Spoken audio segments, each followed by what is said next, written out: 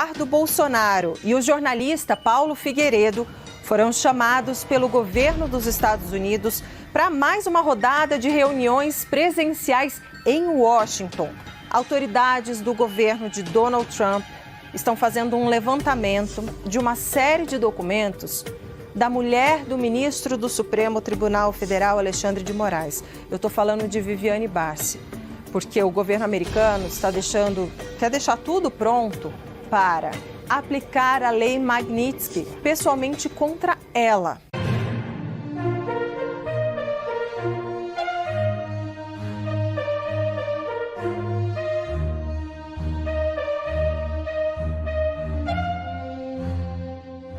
O governo Trump chama Eduardo Bolsonaro para a reunião.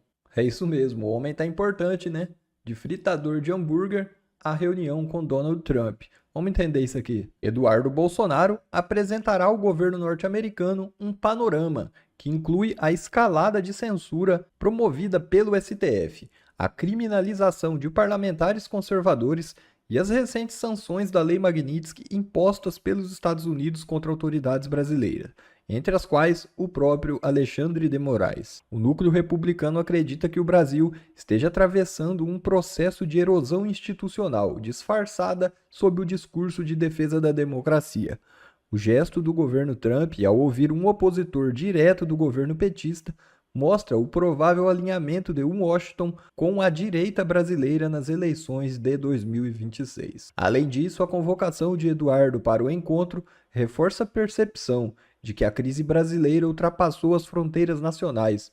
Judicialização da política e perseguição seletiva de opositores e a parcialidade do Supremo viraram temas de relevância internacional, especialmente para o governo norte-americano. E vocês acham que acabou? Não, tem mais. Segundo a CNN, os Estados Unidos preparam a Lei Magnitsky contra a esposa de Alexandre de Moraes. Talvez essa reunião de Eduardo por lá até tenha alguma coisa a ver com isso.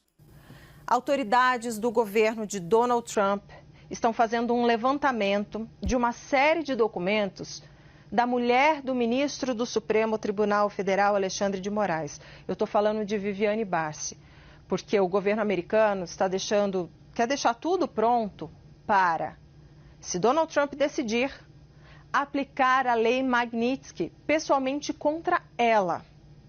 Claro, a palavra final ainda tem que passar, pela avaliação final de Marco Rubio, também, claro, do presidente dos Estados Unidos, Donald Trump. Vamos lembrar que o ministro do Supremo Tribunal Federal, Alexandre de Moraes, já está sofrendo a sanção, já está sendo aplicada sobre ele a lei Magnitsky e agora vai também, vou chamar o Pedro Venceslau para conversar com a gente, agora, eles estão estudando, levantando, preparando uma documentação, caso decidam aplicar contra a esposa de Alexandre de Moraes. Não especificamente por conta do trabalho dela, mas, claro, uma maneira de atingir, uma maneira ali de retalhar, aumentar a retaliação sobre Alexandre de Moraes. A gente traz essa informação, consta de que haverá então uma reunião com Eduardo Bolsonaro na Casa Branca na semana que vem. Tem uma informação que repercutiu na semana, mas hoje, mais ainda, é que o governo dos Estados Unidos também estuda e deve aplicar a lei Magnitsky contra a mulher do ministro Alexandre de Moraes, a Viviane Barsi de Moraes, que é advogada, tem um escritório de advocacia. Essa apuração da CNN repercutiu muito hoje, mas a semana toda há esse rumor de que está na mesa, sim, de negociação o nome da mulher de Alexandre de Moraes também para ser incluída na lei Magnitsky. Queria te ouvir sobre isso também. Ambas são ótimas notícias, necessárias, O encontro do Eduardo Bolsonaro com Trump vai municiá-lo, trazer mais embasamento para o presidente americano de quem realmente está agindo para obstruir aquela que é a sua principal demanda em relação ao país, parar com a caça às bruxas e a perseguição a Jair Bolsonaro, soltar os presos políticos e poder ter um clima de eleição limpa e legítima no ano que vem. Então, Eduardo Bolsonaro sabe das coisas, está acompanhando com muito mais lupa e vai poder colocar tudo isso para o presidente americano de forma direta, né? Então, aquilo que o Lula não faz, né, não consegue se reunir, não faz uma ligação com medo de ser humilhado, provavelmente seria humilhado mesmo, né, porque quer colocar de fora da agenda de negociação justamente a principal demanda do presidente americano, né, que não está para brincadeira, então não adiantaria nada ele tentar canais de comunicação com o Trump, mas é ótima notícia que o Eduardo Bolsonaro vá se encontrar diretamente com o Trump. E quanto a Viviane Bassi, de novo, né, o Alexandre de Moraes ganha um salário de servidor público. Não é condizente nem mesmo com o relógio que ele usa e vários outros ali, né? Porque eles aprovaram, num grau de promiscuidade ímpar, que não tem problema os cônjuges operarem escritórios que têm causas diretas ligadas ao próprio STF. No caso do escritório da Viviane Bassi, você entrava no site dele e dizia claramente lá, né, especializado em causas no STF. O negócio brasileiro não é para amador, né? O Brasil realmente é difícil de explicar para os gringos. Agora, essa questão da Magnitsky virou quase uma Netflix dos brasileiros, né? Tá todo mundo já naquele clima. E aí, mais alguém foi sancionado hoje, né? Por enquanto estão achando muito pouco o Alexandre de Moraes, mas o governo americano e principalmente o estilo de negociação do presidente Trump, né? Ele vai aos poucos, ele vai mostrando o tamanho do porrete, digamos assim, do big stick, como disse o Alexandre, né, Garcia, e vai fazendo as ameaças, ou melhor, os alertas, né? Olha, eu vou usar, hoje mesmo já postou lá, paz pela força, né? Mais nada, só isso. Quer dizer, são as mensagens em que acreditava Ronald Reagan e que acredita o presidente Trump. Você faz uma ameaça crível do uso do porrete para que não precise usá-lo. Agora, essa ameaça crível tem que surtir efeito no alvo, que tem que entender que do outro lado não há brincadeira, né? O famoso fafo, como já postou também o Trump, né? Fica de brincadeira e vai descobrir do jeito mais duro que eu não estou de brincadeira. Mais ou menos isso, a tradução. Então, a turma está no clima de Netflix, esperando o próximo capítulo do episódio, né? E o próximo episódio tem que ser mais gente sancionada. Tem uma lista que a gente consegue pensar de gente que vem obstruindo ou agindo como cúmplice do Alexandre de Moraes e obstruindo, então, a justiça de funcionar no Brasil. Tem vários nomes possíveis em potencial, vários já foram aventados, e tem gente querendo até se aposentar de forma precoce, porque tem milhões e milhões de motivos para se preocupar com sanções nos Estados Unidos. Consta, deixa eu só voltar rapidamente para você, não sei se você consegue responder, mas a gente já sabe se o ministro Alexandre de Moraes já está sofrendo os impactos aí da aplicação da Magnitsky com transações bancárias, uso de cartão de crédito, falaram, por exemplo, do Gmail, ele não poderia usar o Gmail, o Uber, todas essas empresas americanas. A gente já consegue aferir isso na prática, Consta? Não daqui dos Estados Unidos, mas com certeza, na teoria, sim. Já está valendo. Nós vimos o CEO do Bradesco, o CEO do Itaú, dizendo que cumpre lei, não questiona, né? Teoricamente, sim, ele já está sancionado e ele perdeu tudo. Agora, é o problema da esposa não estar, né? Quem é dona do dinheiro ali na família é a esposa. Manter conta da Netflix, ou do Uber, ou do próprio Google, né? A esposa consegue manter pelo casal, digamos assim. Por isso é tão importante sancionar também a esposa e a família. Diz uma nota aí que prepara-se um tsunami familiar, né? De novo, o caso do visto pegou familiares, até filhos, né? No caso do Barroso, isso afetou ali a vida de um deles, pelo menos o Bernardo, que trabalha ou trabalhava aqui em Miami, né? Então, de novo, no caso do dinheiro, siga o dinheiro, follow the money. E ali a gente sabe que a esposa é que tem as contas. Alexandre, quero ouvi-lo também. A gente traz essa apuração de uma reunião com Eduardo Bolsonaro na Casa Branca para fazer um balanço aí das últimas semanas bastante tumultuadas no Brasil. No início da semana, Jair Bolsonaro foi decretada a prisão domiciliar de Jair Bolsonaro pelo ministro Alexandre de Moraes. Enfim, muita coisa acontecendo e Eduardo Bolsonaro vai fazer então esse balanço, essa retrospectiva aí na Casa Branca e quero te ouvir também como é que isso pode interferir em possíveis novas sanções, né, a outras autoridades. Tem o caso da mulher de Alexandre de Moraes, tem algumas pessoas aí criticando, dizendo que poderia ser um desvirtuamento da aplicação da Lei Magnitsky, porque a mulher de Moraes é advogada. Queria te ouvir aí sobre essa questão. Só começo complementando o que o Rodrigo falou, né? Ele falou em follow the money, né? Eu acho que o Trump tá usando o francês chercher la femme, né? E é o que se comenta aqui em Brasília. O radar que está com as antenas voltadas para o Supremo mostra que há essa expectativa, né? É um escritório importante, uma banca importante de advocacia. Como o Rodrigo lembrou, né, eu cito muito o meu avô. Meu avô trabalhou muito com a justiça, como perito de atos judiciais. Ele era guarda-livros, e ele sempre me falava das questões éticas, né, que jamais um escritório de advocacia que tivesse um parente no tribunal poderia ter alguma ação naquele tribunal. E eu estou vendo isso, o Brasil aceita uma coisa dessas, né? É incrível como a gente aceita passivamente algo que, eu não vou falar em imoral, vou usar o eufemismo, vai contra a ética, né? Então há essa expectativa de pegar a esposa, a mulher do ministro Moraes, e também o radar lá do Supremo diz que o ministro Barroso, por causa disso, por causa da queda do visto da família, está preocupadíssimo, seria o maior preocupado entre os ministros do Supremo que foram atingidos pela quebra de visto, né? Ele está sentindo, né, aquela declaração dele, ele foi muito veraz, né, ou ingênuo, ou sincero, ao dizer que pediu ajuda dos Estados Unidos para combater as questões de fake news na campanha eleitoral. E aí a gente fica sabendo, pelo Lava Toga 2, que havia um escritório de investigação criminal que não era da polícia, era do Superior Tribunal Eleitoral, que seguia ordens de um ministro do Supremo, né, para fornecer dados para prender as pessoas do 8 de janeiro. Isso é terrível.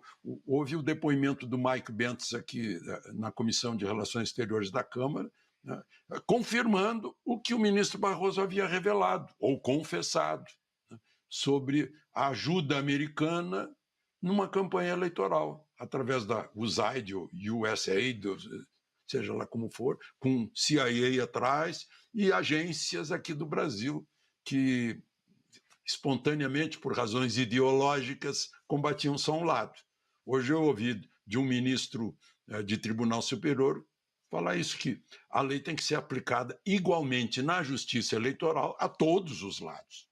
Isso é uma exigência da lei, da justiça, dos princípios de justiça. Eu acho, opinião minha, que o Trump está com algumas perguntas no ar e ele quer fazer essas perguntas ao deputado Eduardo Bolsonaro, né, para se sentir um pouco mais próximo do ambiente brasileiro. Porque é difícil para uma cabeça americana, com toda a tradição de justiça americana, da política americana, ser confrontado aí com o nosso tropicalismo.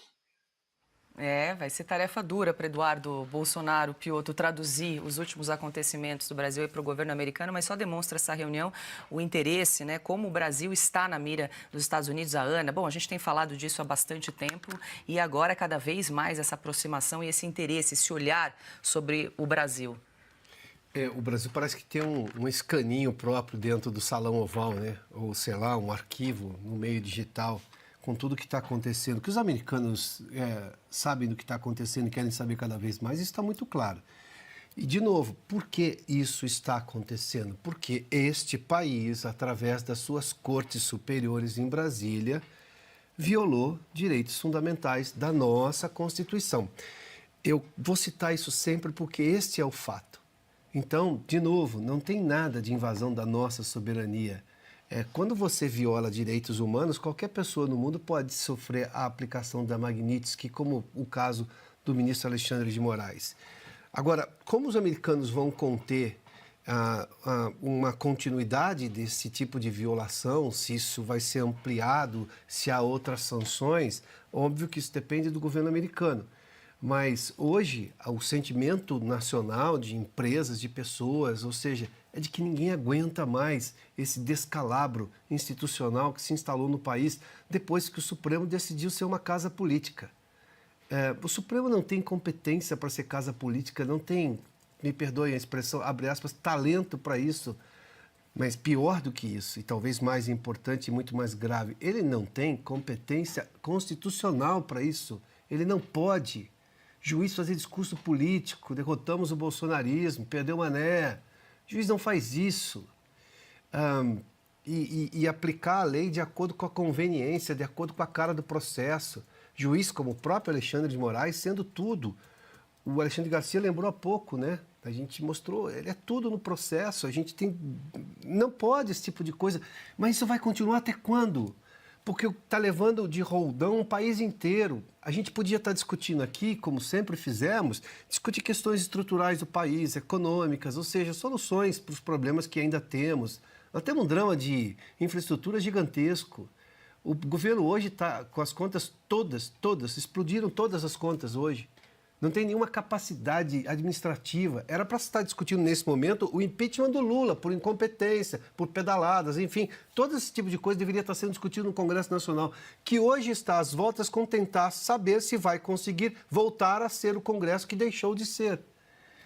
E aí você vê qual é a razão disso tudo. O Supremo, que deveria guardar a Constituição, atropelou a Constituição.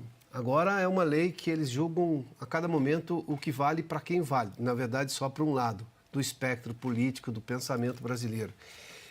A coisa é muito grave. O fato é que ninguém aguenta mais. Agora, até que, obviamente, se resolva, a gente vai continuar denunciando o absurdo. E os brasileiros, a gente viu nas ruas no domingo, estão cientes de tudo o que está acontecendo e perderam o medo. Sim, tem mais gente cada vez mais se manifestando. E as pessoas que estavam no domingo nas ruas, você pode multiplicar. Muita gente poderia estar lá. Basta ver nas redes sociais o como que deu, abre aspas, pelo menos um sentimento de um rápido alívio quando você viu alguma coisa, pelo menos tentando voltar à normalidade. Seja na aplicação de sanções ao Brasil, por o Brasil violar direitos humanos e a própria Constituição, ou o que a gente viu recentemente, né, de o Congresso parece tomar algum jeito. Mas tem muita coisa para acontecer ainda, né, Paula? Sem dúvida. Deixa eu voltar para o Consta, pediu para fazer um complemento? Diga, Consta. Porque normalmente, né, eu não sou a favor de ir atrás de familiares. Não é crime você ser filho de alguém que abusa de direitos humanos, digamos assim. Só que nesse caso do escritório Bassi, nós temos a imagem para mostrar, os advogados principais do escritório são a esposa e os filhos de Alexandre de Moraes. Né? E o escritório tem várias causas que vão parar no próprio STF e ganha dinheiro com isso. Então, de novo, não é um caso aqui de apenas poder estar usando família para burlar a sanção e, de alguma forma, se proteger, se blindar.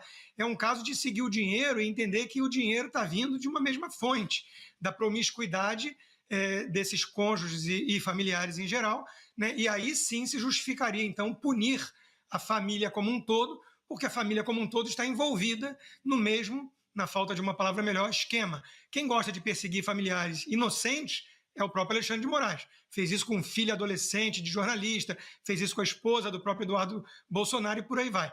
Não é o caso aqui, não é vingança, não é pegar porque é família, mas é porque a família faz parte dos negócios, um grande negócio em família.